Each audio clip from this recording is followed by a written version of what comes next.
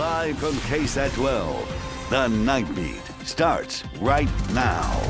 That pizza parlor was closed when Tim Gerber stopped by this week. He wanted to ask why its inspection score went from nearly perfect to failing. Dry and dead lawns and plants. We're all dealing with the drought. The steps that you can take now to save your garden. Plus, 2 San Antonio police officers shot at 2 different scenes, both still recovering in the hospital tonight. Their chief now questioning why the suspects they were after were even on the streets. Now, tonight, we know that both of those officers are still in the hospital. One of them was shot in the arm yesterday afternoon at a scene along I-10. We brought that to you. The other was shot in the torso last night outside of a Home Depot near Loop 410. And just 1 week ago today, 3 officers were shot on the city's west side. All 3 survived. At each scene, the police chief shared his frustrations that the suspect or suspects involved were out on bond, had warrants, or had charges that had been previously dismissed. Now, tonight, we're looking at the magistration process, and the night team's Patty Santos spoke with several law experts who say that setting bail is just not a simple one-size-fits-all formula. If you commit a violent crime, you should be in jail. If you are a habitual offender, you need to be in jail. Given the recent shootings of several San Antonio police officers at the hands of violent suspects, Chief William McManus says they're a prime example that some people should not be let out of jail. Bexar County District Attorney Joe Gonzalez says the law doesn't allow that. Everyone, including someone who's accused of murder, has a right to a bond. But the law has few exclusions to denying bail. There are a couple of limited exceptions for people who, for example, have committed a capital murder. But even then, there has to be a hearing and a determination by a magistrate that bail should be denied. Gerald Remy is a St. Mary's professor emeritus who occasionally fills in as a magistrate judge. The magistrate judge decides bail by considering previous convictions, the suspect's ability to afford bail, and an educated guess as to whether they will commit another crime if released. Remy says it's harder than it sounds. It is so difficult to do it and get it right. And it's so easy to look at a case in hindsight and say, well, you didn't do it quite right this time. These latest cases making headlines are the exception, warns St. Mary's Law Assistant Professor Michael Smith. We should be careful about taking these dramatic instances and trying to shape wide-ranging, pervasive policy based on these instances. Smith says bail reform could have significant consequences for anyone who is arrested. Now, Bexar County does not follow a bail schedule, which would dictate how much a bond is set for based on the type of charge. Now, as far as the magistrate, state law requires them to undergo a refresher training on what their duties are. Reporting live tonight, I'm Patty Santos. Back to you. Patty, thank you. After more than 2 hours of deliberations, a Bexar County jury convicted Sasha Scar of murder.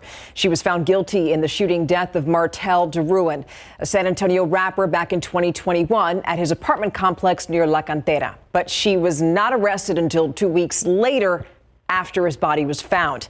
Scar declined a plea deal for 20 years last week, and she now faces the possibility of up to life in prison. Every day is very hard. I haven't slept in a very long time. It's just, as a mother, to lose a son and to lose him that way, it's unimaginable. And I wouldn't wish that on anybody, nobody, ever. You heard that emotional testimony there from the victim's mother. The jury is going to start deliberating tomorrow to decide how long Scar is going to be in jail. In just a few hours, hundreds of new Texas laws are set to take effect right now. Several bills, though, are still being challenged in court. Judges around the state handed up last-minute rulings on a few of those bills today. But we're going to start in the Texas Supreme Court. The judges ruled in favor of allowing a ban on gender-affirming care for minors to move forward. So that makes Texas the most populated state with restrictions on transgender children. That's according to the Associated Press. And in another case for LGBTQ LGBTQ+ issues, a law that prevents certain drag performances that are deemed sexually explicit also goes into effect. But a federal judge from Houston has issued a temporary restraining order against that one, saying that it violates First Amendment rights. And finally, a book rating law that's meant to prevent children from reading sexually explicit material will also go into effect. So those are just 3 of the 774 laws that have been passed so far. For a list of the most notable laws that are going to go into effect tomorrow, you can visit our web article that you see right there. It's on our website, KSAT.com. So this is really a first since 2020. Beginning tomorrow, interest on federal student loans is going to start accruing. I know, I could hear the groans. And borrowers are required to make their first payment in 3 years in October. So you have about a month. The U.S. Supreme Court struck down the Biden administration's student debt cancellation earlier this year. The White House has already rolled out its new income-driven repayment plan, which you have to apply for, and we do have a link to that on our website. In other news now, it gets worse. People who used to work for embattled Texas Attorney General Ken Paxton say that he did more than just abuse his power to help a campaign donor. That allegation is the very reason the Texas House impeached him back in May. But now Ken Paxton's former employees say that he also spent tens of thousands of taxpayer money on lavish trips. His former employees also told the Associated Press that Paxton used his office to get things for free, like a trip to Qatar to watch the World Cup and also a $45 Christmas cake. Now, we're learning this as the AG prepares for his Senate impeachment trial, which is going to start next Tuesday. And if the Senate convicts Paxton, he would officially lose his job. Right now, he's actually suspended from his AG duties. So now let's take a look at the Nightbeat News Flash. The Biden administration wants more firearms dealers to get tougher on background checks. The Bureau of Alcohol, Tobacco, Firearms and Explosives is proposing a rule that would require people who sell firearms at stores, gun shows, or online to be licensed and also run background checks on the buyers before they actually purchase those guns. The administration says that this could reduce gun violence. That's the goal. But firearm industry groups deny that and say that if that rule is implemented, they're going to sue. Here's the thing, though. That rule, not final, and it's unclear when or even if it's going to be. 17 years. That is the prison sentence for one of the Proud Boys leaders who led the January 6th Capitol riot. A jury in Washington, D.C. convicting Joe Biggs of several charges, including seditious conspiracy. His punishment is one of the longest sentences that we've seen for a convicted rioter. Now, former President Donald Trump's legal team asking a Georgia judge not to try him along with his 18 co-defendants. Some of the co-defendants asked for a speedy trial with a date set for October 23rd. But Trump's attorneys say that going to court so soon would violate his rights to a fair trial. Trump recently pleaded not guilty in the Georgia election subversion case. This is the 4th time that he's pleaded not guilty to criminal charges since leaving the White House. And that is a look at your Nightbeat News Flash. Now, in other news here back at home, water breaks are now mandatory on city construction sites. San Antonio City Council passed that ordinance today. It applies to contractors. So here's the deal. If the heat index is at least 95 degrees, workers have to take 15-minute breaks every 4 hours. That's the rule. City contractors also have to provide a heat relief station with shade and water, posts assigned with city requirements, and also train workers on heat hazards. The city is also going to require all companies to have a heat safety plan in place whenever they submit bids to the city for work. So we're going to stay with the heat now. We can finally say it. Yay! Summer 2023 is officially the hottest summer on record in San Antonio. I don't know why I'm smiling when I say that, but okay. We've seen businesses being forced to adapt to this extreme heat. We've brought you those stories. Well, tonight, the night team's Avery Everett is going to show us how technology has actually helped those businesses. This was just a couple seeds of cilantro. In Sarah Rodriguez's garden, I have arugula right here. Are handfuls of fresh herbs and vegetables. But it's where her garden is growing that's getting even more attention. I didn't want to do what everybody else was doing. A tower garden sitting right between her TV and couch. And there's no bugs, and I don't have to play in dirt. Rodriguez used to rely on an outdoor garden to keep costs down for her business Chef to Table. But after a vacation in June, there wasn't much left. I came back and everything was dead. So she turned to technology to save her shop. Everyone has the right to have fresh food. You know, it should be accessible to everyone. Using gravity and drip irrigation, after a few weeks, her garden is already growing. A similar system can save your plants outdoors. It's the one thing that you can at least set it and forget it. You know that you're getting consistent water, you're not wasting water. As a landscaper with uprooted gardens, Liz Campanella says it's easy to feel defeated in the summer heat. Yes. But finding ways to adapt can all start in knowing what's in your own backyard. Gardens from this area of town, kind of south town, to just north of San Antonio and Stone Oak are just drastically different. As the seasons change, Rodriguez says her goal will stay the same. I just wanted to have a better option for people to feed themselves and their families. Harvesting hope in what she says is the future of farming. The U.S. Drought Monitor released this updated map of the drought conditions in south central Texas just this morning. And as you can see, San Antonio and the Hill Country are now all classified as exceptionally dry. Both of those businesses gave us a few tips to start strategically growing produce at your own home. We have those listed on KSAT.com. Stephania, Adam? Ooh, useful information. Thank you for that, Avery. All right, so now we got to talk about rain. Adam, I'm scared to ask you. Just don't ask. Don't ask. Oh. Unfortunately, not a shot at rain in the forecast, but we did just wrap up meteorological summer. I'm going to break down the records that we broke this year and set in just a bit. There were problems with the cockroaches and some other pests back there, and there was a need for some cleaning before they came back. Yeah, that was Tim Gerber stopping by a supermarket where a bakery and cafe were dealing with a pest problem, the other violations that inspectors found, and what businesses told Tim. It's next on the Nightbeat.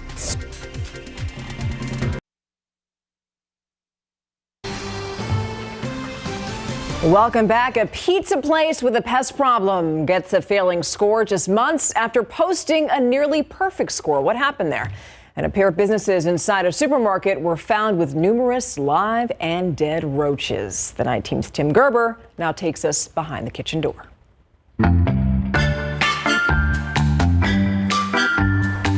24th Street Pizza, located in the 900 block of 24th Street, failed its July inspection. The inspector giving them a 69, a 30-point drop-off from the 99 they got back in March. The cold hold was too warm. Several items were condemned. They also had to toss out white, moldy tomatoes. Raw chicken was sitting above non-raw foods. Bleach was stored on top of a fridge.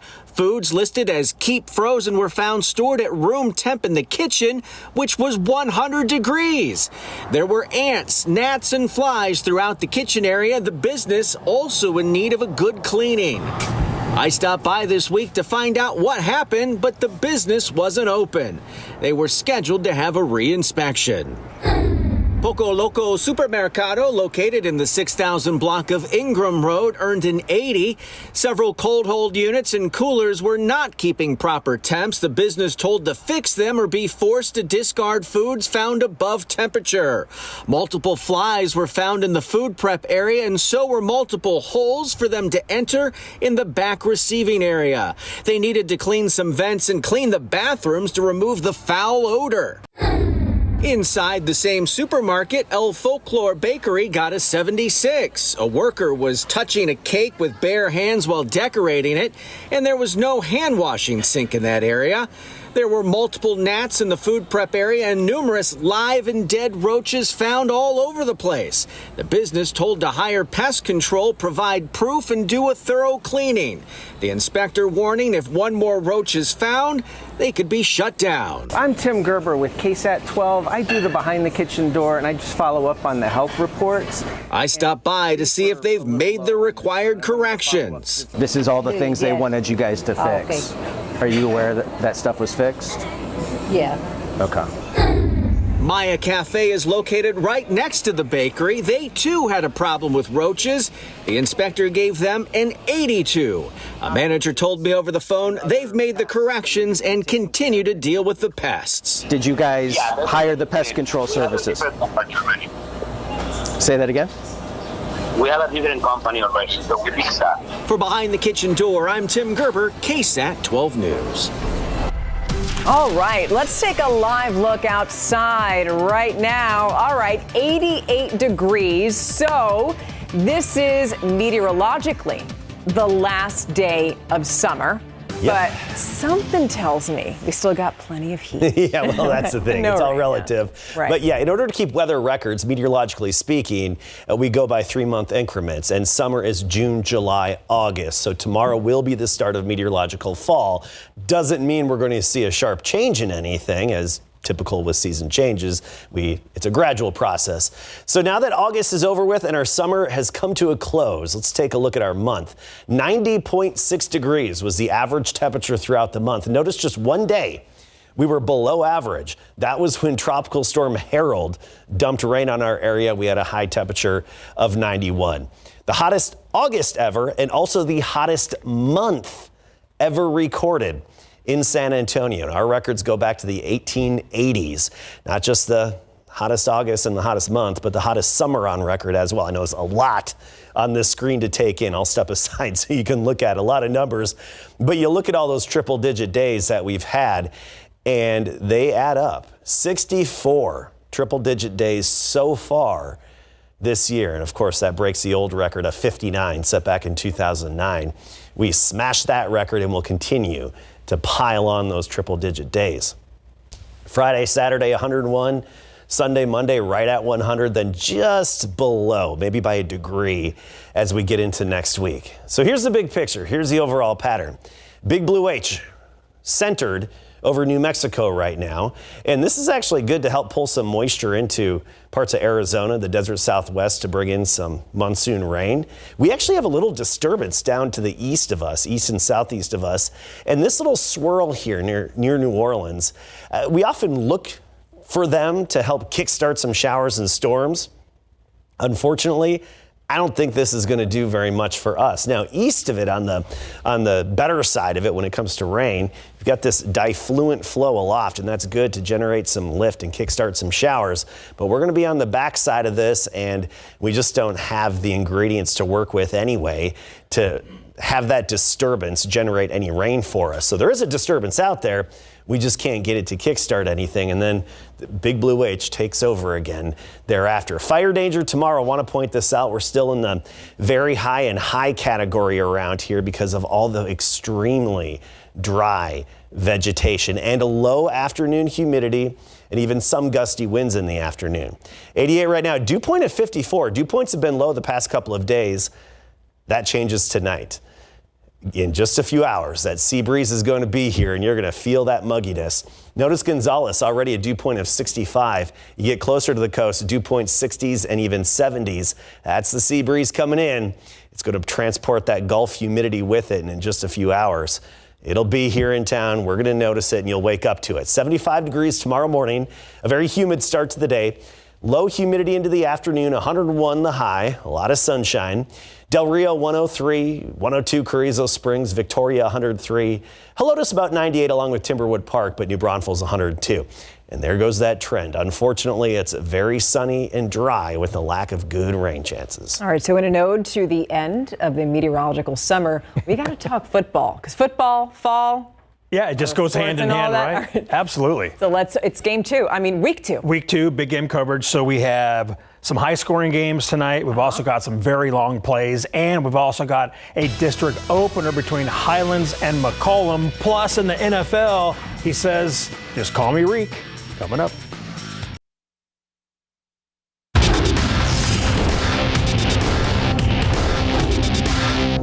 It's time for big game coverage.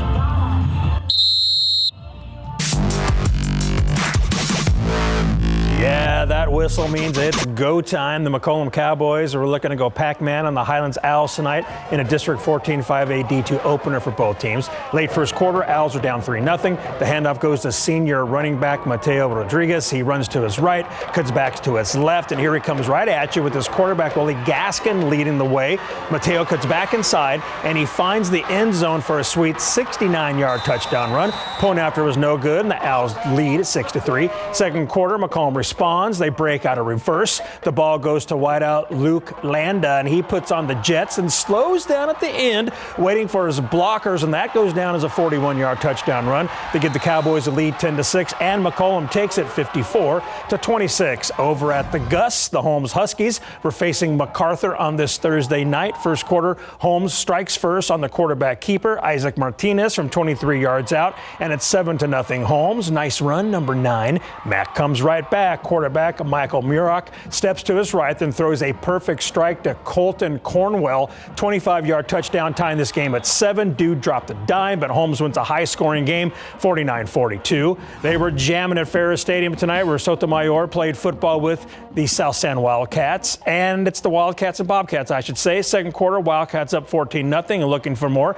Jaden Gutierrez goes right up the middle and cuts to his right, and he gets tackled down near the 15-yard line after a 40-yard gain. Moments later, Jaden caps the drive off with a 12-yard touchdown run, and the Sotomayor Wildcats lead this one 21-0 in the second quarter. Let's go to that scoreboard now, and Sotomayor rolls 45-0, and the Marshall Rams lost at Laredo United 34-7. Football coverage brought to you by Davis Law Firm. Seattle Seahawks cornerback Tariq Woolen is getting ready for his second season in the NFL, but did you know that the UTSA great is now going by Reek instead of Tariq? Following practice, he was asked why the name change. Because all my friends call me Reek, and it was just kind of cool, so I was just like, okay, say less. Is your mom okay with you going by Reek? Oh, yeah, I mean, she called me Reek, she called me Ricky. I mean, that's what my family called me. My friends call me that. So, I mean, she don't really trip, you know. She know the whole meaning behind it, and it's cool with me, I know. Now, Reek needed off-season knee surgery after feeling it pop during OTAs. He had the knee cleaned up, and now he's on the comeback trail. Reek is coming off a fantastic rookie season, and he wants to take his game to the next level. Honestly, I feel like last year, you know, people didn't think I could play in this league, or they would have thought I was a special teams guy, but I feel like I had proved that to them. But also, this season, I just want to prove to myself that I'm the best corner in the NFL, and I feel like I am one of the best cornerbacks in the NFL. What's the next step for you, you think, as a player, as a cornerback, just to improve? What do you want to get better at this year? Like I said, just the playbook and just slowing the game down more. You know, I'm a fast person, but it's a difference when you can save all your speed and just play with your mental abilities. And then I feel like that's what Sherm did. You know, Sherm wasn't the fastest guy, but he knew football in and out. And I feel like that's something I want to do, learn football in and out. That way, you know, when those plays do come and interceptions do come, that's the only time I want to run, you know. Sherm is Richard Sherman, one of Reek's mentors. Woolen is ranked number 76 in the NFL's top 100 players of 2023. SAFC with another clean sheet after the break. San Antonio FC and Rio Grande Valley FC were just absolutely gassed after their match last night that ended in a scoreless draw. With the win, SAFC claimed the Copa Tejas for the second straight year, the first club to ever do so in either MLS or the USL Championship. On top of that, it marked the team's third straight clean sheet and fourth in the last 5 matches. They haven't allowed a goal in 349 straight minutes. Another defensive performance from top to bottom. No shots on target allowed. A couple of difficult moments that the defense really dealt with well. I think everyone was stepping to their man as they drew in. Middle of the field was kind of where the battle was, and I think Ja'Cory, Rita, and Jorge did an excellent job of plugging it up defensively. We created some good chances. Didn't put them away, obviously, but we created some good scoring opportunities, and I think defensively we were solid again. It's our third shutout in a row, so I'm proud of our defensive effort. But there are some things that we need to clean up, you know, to keep pushing forward as a team. SAFC will play Sunday at FC Tulsa, 8 p.m., and San Antonio leads the West by 1 with 49 points. And in the Texas League tonight, the Missions beat the Wichita Wind Surge by a final of 8-6 for their second straight win. Bravo. Missions. All right. Nice job. Thank you. You got it. And we'll be right back after this. We so appreciate you sticking around with us for this half hour. Yes, and we know it's hot, but tomorrow September starts, and hopefully it's going to bring cooler weather along with it. And you're cool. Have a good night. We'll see you tomorrow.